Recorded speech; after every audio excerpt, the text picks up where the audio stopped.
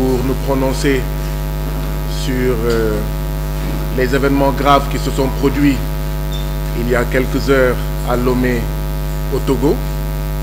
Merci beaucoup d'être venus aussi nombreux. Désolé pour ce retard.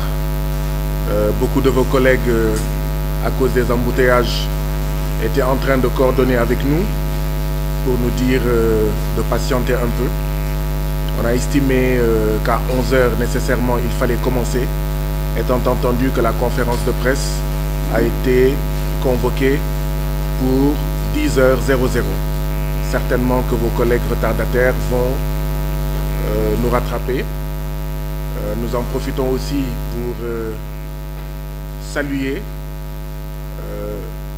toutes nos sœurs africaines, tous nos frères africains qui présentement nous regardent, en un mot, le monde entier.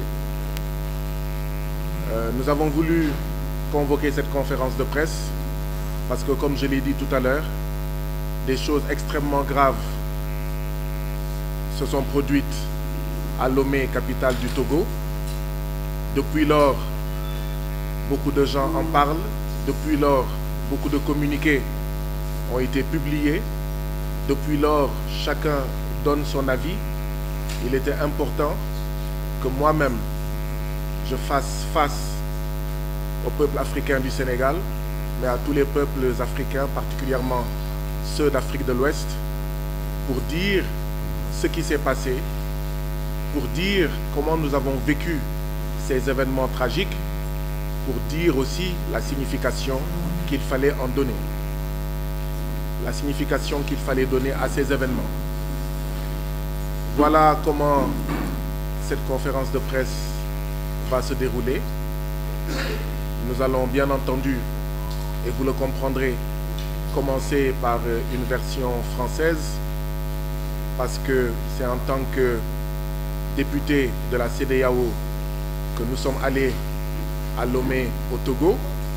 C'est en tant que député de la CEDEAO que nous avons vécu ces événements dramatiques.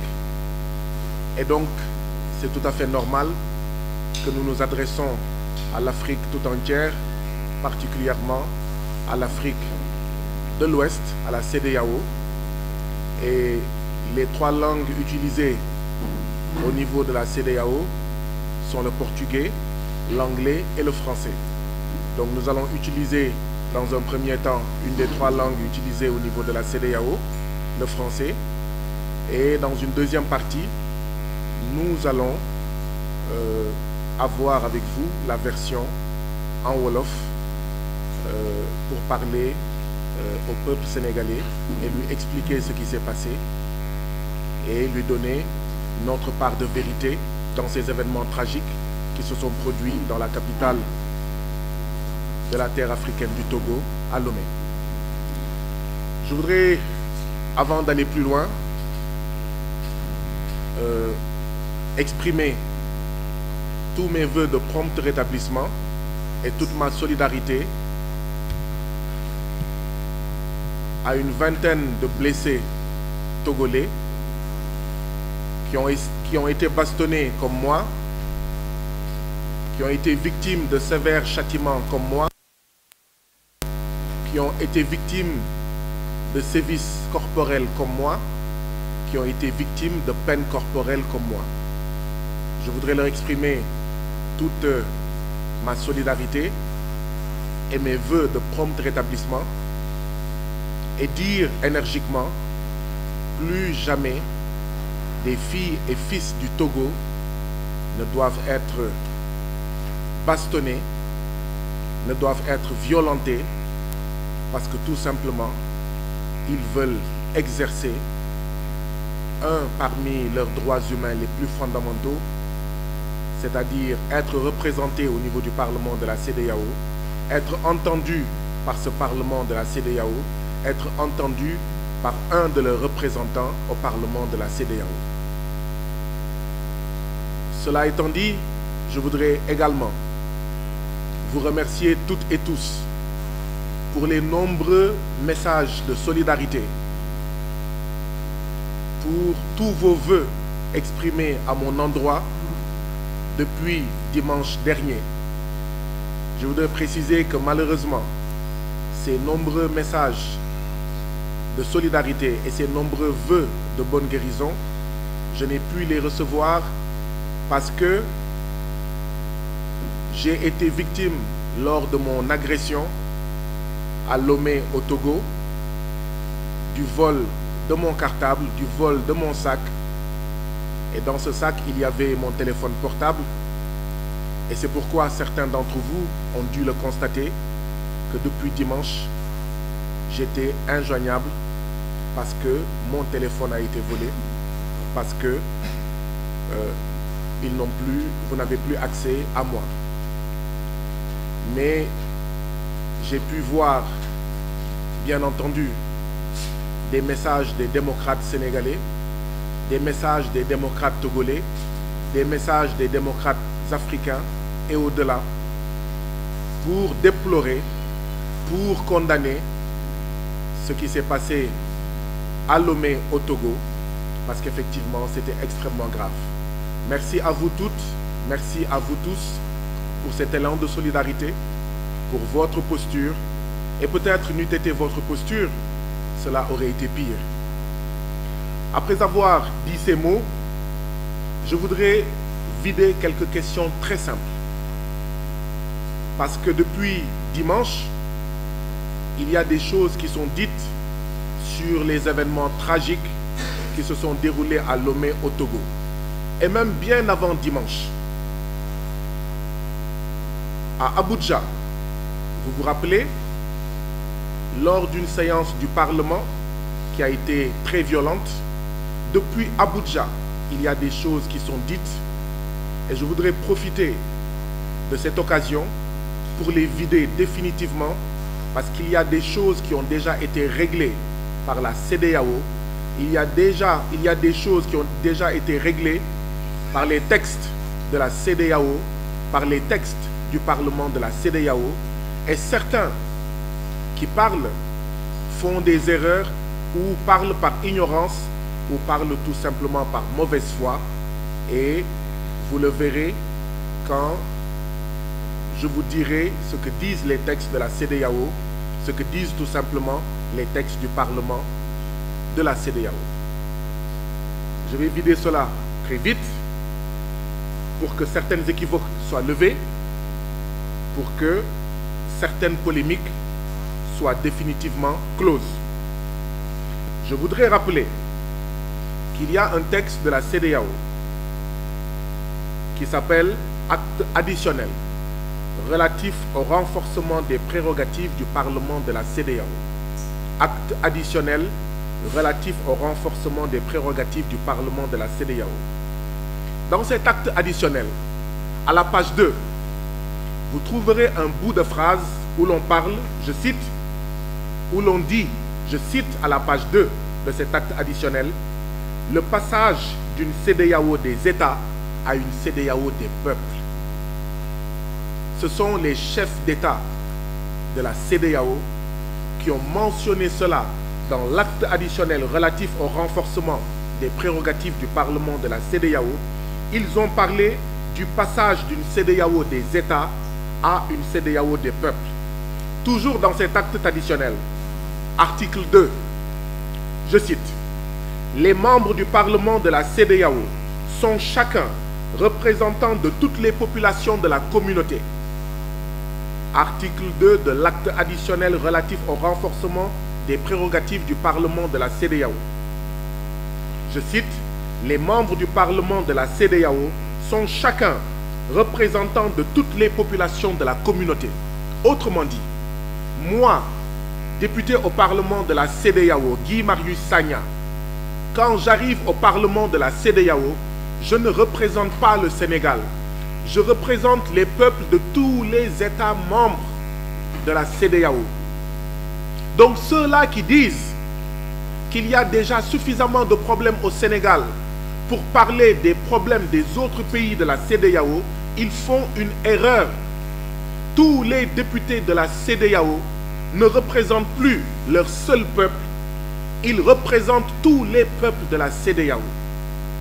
Si l'on ne veut plus que le député Guy Marius Sagna, député au Parlement de la CEDEAO, si on ne souhaite plus qu'il évoque la situation du peuple gambien, du peuple guinéen, du peuple bissau-guinéen, du peuple ivoirien, nigérien, libérien, sierra-léonais, ghanéen,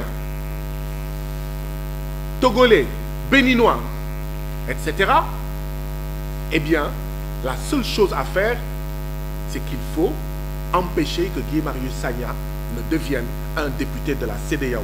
Parce qu'à partir du moment où Guy Marius Sagna ou tout autre individu, citoyen de la communauté, on en fait un député de la CEDEAO, automatiquement, voilà l'article 2, les membres du Parlement de la CEDEAO sont chacun représentant de toutes les populations de la communauté. Article 3, le Parlement de la CEDEAO est l'Assemblée représentative des populations de la communauté. Article 3 de l'acte additionnel relatif au renforcement des prérogatives du Parlement de la CEDEAO. Je voudrais que cela soit clair une bonne fois pour toutes. Je sais que le Parlement de la CEDEAO ne fait rien pour faire connaître au peuple de l'Afrique de l'Ouest leurs droits, pour faire connaître au peuple de l'Afrique de l'Ouest ce qu'est le Parlement de la CEDEAO et ce que ce Parlement doit faire. Je sais que l'actuel bureau du Parlement de la CEDEAO ne veut pas que les peuples de l'Afrique de l'Ouest sachent quels sont les droits qu'ils ont sur le Parlement de la CEDEAO, mais quels sont les devoirs de ce Parlement à leur endroit. Eh bien, mon rôle, c'est justement un des problèmes que j'ai avec une partie de l'actuel Parlement de la CEDEAO, avec une partie des chefs d'État de la CEDEAO. Notre divergence, notre problème, c'est que je pense qu'on doit rendre au peuple de l'Afrique de l'Ouest leur Parlement de la CEDEAO, leur CEDEAO, d'accord, et arrêter cette prise en otage des institutions de la CEDEAO par des hommes politiques, des femmes politiques qui ne sont là que pour s'enrichir et pour utiliser les institutions de la CEDEAO pour mieux s'éterniser au pouvoir, pour mieux perdurer, faire perdurer leur régime dictatorial au niveau de leur pays. J'ai également entendu dire certains, et c'est l'occasion de lever toutes les équivoques, dire que Guy Marius Sagna n'avait même pas à être au niveau du Parlement de la CEDEAO à Lomé il y a quelques jours, parce qu'entre-temps, l'Assemblée nationale du Sénégal a été dissoute. Et comment un député d'une Assemblée nationale dissoute peut être convoqué, peut participer aux travaux, aux activités du Parlement de la CEDEAO? L'article 18 de l'acte additionnel relatif au renforcement des prérogatives du Parlement de la CEDEAO dit ceci, je cite, article 18, je cite, « Toutefois, un député qui n'est pas réélu au niveau national demeure en fonction jusqu'à son remplacement par un nouveau député issu de son pays. » Je répète, « Toutefois, un député qui n'est pas réélu au niveau national demeure en fonction jusqu'à son remplacement par un nouveau député issu de son pays. » Je crois que c'est clair. Je crois que c'est clair. Et je n'étais pas le seul député sénégalais convoqué, invité par le Parlement de la CEDEAO à assister à la 3e session extraordinaire du Parlement de la CEDEAO à Lomé. Nous avons été 5 députés sénégalais sur les 6 à être présents à Lomé, à participer aux travaux du Parlement de la CEDEAO à Lomé. Donc ceux qui disent qu'un député d'un Parlement, d'une Assemblée nationale dissoute ne doit pas participer aux activités de la CEDEAO, ils font de l'amalgame, ils font une erreur, ou alors ils font preuve de mauvaise foi. Donc je voulais régler cela définitivement. Et enfin, toujours sur les rappels, Parce que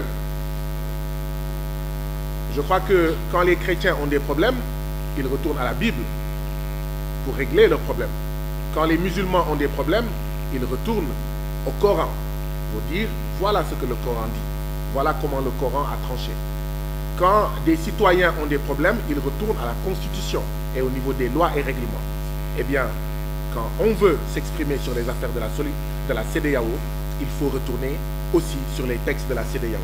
Et l'article 29, toujours de l'acte additionnel, auquel je fais référence depuis le début de mon propos, son article 29 dit ceci, je cite. En fait, l'article 29, parce qu'au niveau de la CEDEAO, du Parlement de la CEDEAO, chaque député, pour entrer en fonction, doit prêter serment. Et l'article 29 parle du serment qui est prononcé par chaque député au moment de son entrée en fonction. L'article 29 dit ceci. Voilà les mots que doit prononcer un député quand il est installé au Parlement de la CEDEAO. Je cite. Je m'engage sur l'honneur